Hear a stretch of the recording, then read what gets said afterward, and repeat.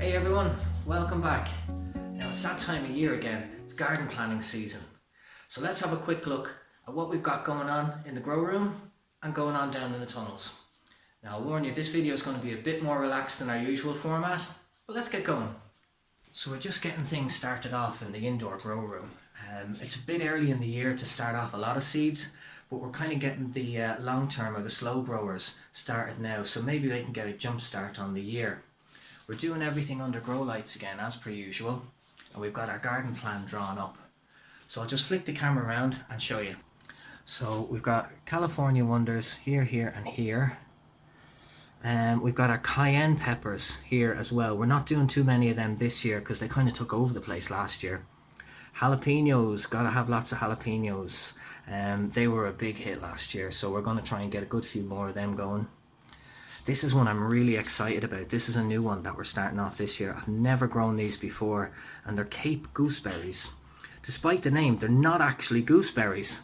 They are a member of the tomato family.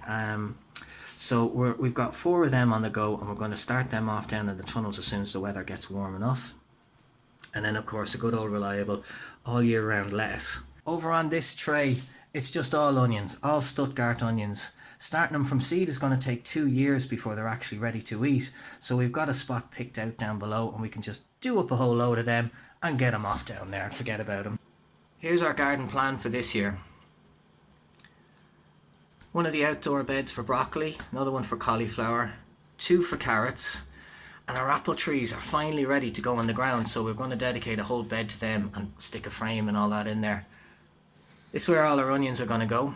This is the first tunnel, so we'll have jalapenos one side, bell peppers the other, and all our tomatoes across the back this time. So that's all we've started for the moment. Because it's so early in the year, it's still the end of January, but we've got our plan in place. So let's go have a look at the tunnels, and we'll bring the plan with us.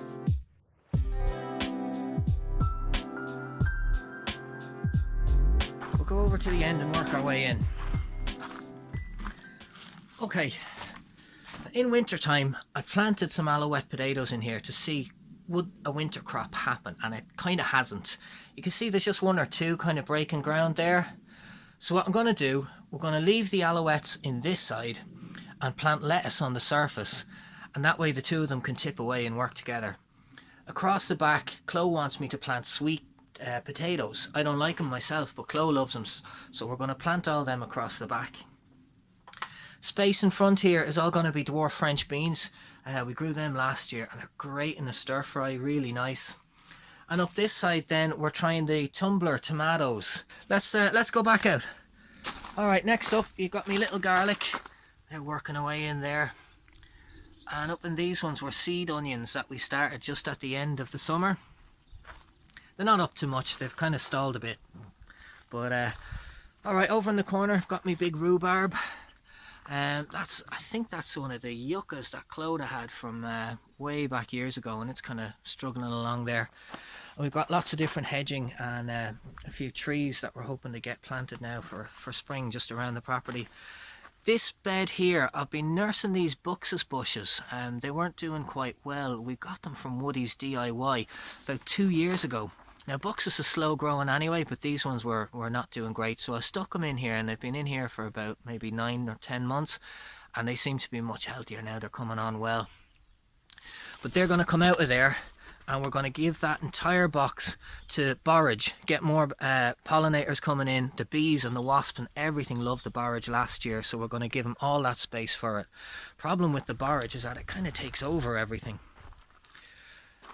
This one here, we did garden peas in it last year. We're doing garden peas in it again this year. Look, it's all set up for it, so why not? And then this was the electroculture experiment with the strawberries. Now I'll let you judge that one for yourselves. Might be just me, you know. I know electroculture works and has benefits, but I think I might have done something wrong here, because there doesn't seem to be much of a difference between any of them, except this one on the end who's doing absolutely terribly, and that's because this antenna is rusting. It wasn't copper, it's an alloy. Again, my mistake. This fella here, that's the peppermint. That was a nightmare. That's got to get dug up out of there now and put into pots because it's taken over everything. You see it coming out over the edge and just, oh, nightmare. So what we're going to put into that bed instead is we're going to do basil on this end. In the middle I want to get some zinnias just in that mid space there, again for the pollinators. And down the end is my lovely old sage bush. I've had that a couple of years now. That's an old friend of mine down there, and that's its spot for life. These, I'm really excited about these. These are my apple trees. We've got 8 or 9 of them in total, and they all started from seed, from store-bought apples.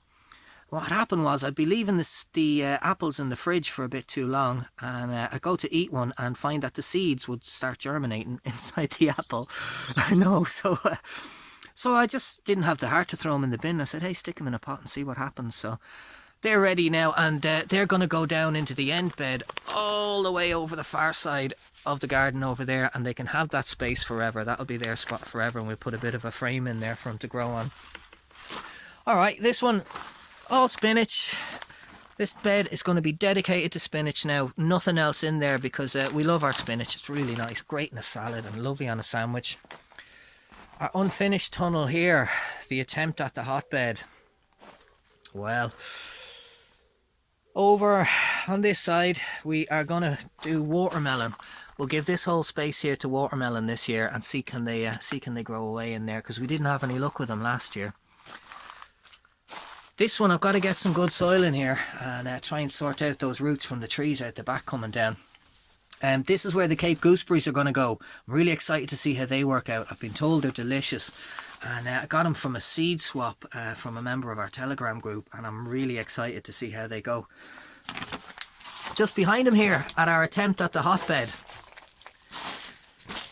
I'm going to give all the citrus plants a permanent home in here. We've got lemon and orange trees that are very juvenile and need potting on at this stage. They need a new home to go to, so we're going to put all them in there and they can live there forever. Here, the cayenne peppers did really well, so we're going to put them in here this year. I've got one plant that I kept overwintered up in the house, so I'll give that a try down here, as well as some of the babies that we've planted. And see how they go. We had a bit of an issue last year with cross-pollination between all of the different peppers, and we ended up with jalapenos and all sorts of very hot bell peppers, which tasted lovely, but let's try and keep it all in order this year. So that's where they're going to go. Alright, so you see in here, right, we grew sweet corn really well in this one last year, but this year we're going to use it just for pollinators, and we're just going to fill that up with sweet pea. Because I've got the bars here on the edge, I figure it'd be a handy one to put a fence around and let the sweet pea climb up it and bring in some more pollinators. So hopefully we're getting a nice spread of those pollinator areas, with one here, one over there between the herbs, and then the borage over in the far corner. So to sum up with this tunnel, we're going to have our bell peppers all down this side. Across the back, it's going to be Roma variety tomatoes on that side. Moneymaker variety on that side, because we've still got loads left from last year that we don't eat tomatoes, we just use them for sauces and stuff, so we're going to cut down on the numbers this year. Up this side then is all going to be the jalapenos. Once that broccoli is cleared out of there, we're going to fill that up with jalapenos. I tried to do a winter crop of broccoli and they're just really slow, not doing a whole lot, so fingers crossed they'll just take off and be done just in time to get the peppers in there. So let's go and have a look at the outer bed. These are the two that you saw me do just before Christmas time. That one's going to be broccoli, that one's going to be cauliflower. They've a long way to go yet though, so we'll get to them come springtime. This is going to be apples forever. That's where the apple trees are going to go. I'll have to tidy them up and build a trellis and fill it up full of good compost and horse manure. But that's just going to be apple trees forevermore, and we can cover that over. The other two here then, they're going to be carrots. We love our carrots. We got loads last year, but we need to get more of them for this year. So we're just going to dedicate these two beds completely to carrots. Try not to laugh too much at this one, please. This is an experiment I'm doing. What did I call it? Lasagna bed, where you build up layers and layers of your own compost and just leave it go basically on waste, and it's a way of saving money on compost. So we're giving that a try. Now, we did grow some sweet corn in there last year, did fine, but we're trying to build up more layers now. with grass clippings and compost materials. You can still see some of the old corn stalks in there. Another thing I've been throwing in, because we burn firewood for the heating, so all that firewood ash is potash that makes a great fertilizer. So I've been throwing that in there too, and anything and everything that'll make good soil quick is going in there. So I know it's a mess at the moment, but don't judge me, okay? You've all seen this one before. It's our spud bed. I'll try and get a better shot of it there. Yeah, this is where we grew all the Alouette potatoes last year, and we're just going to do the same thing again this year and hold off on a crop rotation until the following year. So we're going to try and squeeze 2 years out of it with the spuds in there, and see if we can do a bit better than we did last year. The last thing I wanted to share with you all out there is this. This is the very first bed I ever made at this house, and its biggest member actually came from my favourite house that we ever rented. We rented a lovely house back in 2014 down in Tramore, which is a beautiful part of Ireland, and it had this lovely big tree out the front, big yucca tree I think it is, but it was infested with woodlice. I took a cutting off that tree, put it in a pot and kept it with me every time we moved into a different rented house. And when we got here, I was finally able to plant it somewhere. It was tiny when I started off. I'll try and see if I can find a picture and stick it in with the video, but it's doing so well now. It's getting huge. So it's nice to see that we were able to take a bit of our past and some fond memories with us and actually put it in the ground forevermore here in our own home.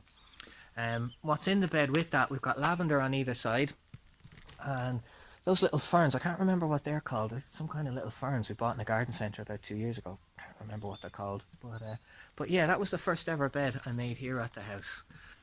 So folks, that concludes our tour. I thought I'd show you everything now the way it is raw, and then we can compare it to what it's like in summertime. Also, all next month is going to be nothing garden related. It's all going to be about off-grid power. We're fixing our wind turbine. We've another one on the way here, a ready-made one, and we're going to be rearranging the solar panels, try to get better efficiency out of them too. So I hope this has inspired you a little bit to get started on your own garden. If off-grid power is your kind of thing, do like and subscribe, because we're going to have loads about that coming up over the next few weeks. Until then, I'll see you next time, and you take care out there. Bye.